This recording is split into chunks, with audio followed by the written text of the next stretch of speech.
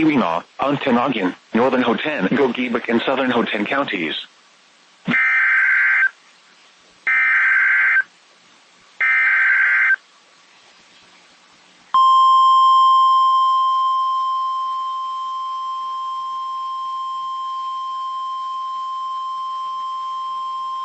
Road closure in northern Ashland County. The following message is transmitted at the request of the Ashland County Sheriff's Office. This is an urgent message from the Ashland County Communications Center. US Highway 2 remains closed between State Highway 112 in the city of Ashland and State Highway 13 north in the town of Eileen due to extreme weather conditions. Motorists must use the designated State Highway 137 alternate route.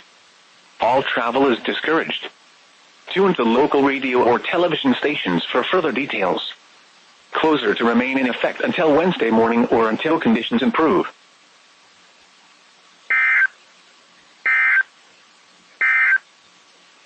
The current time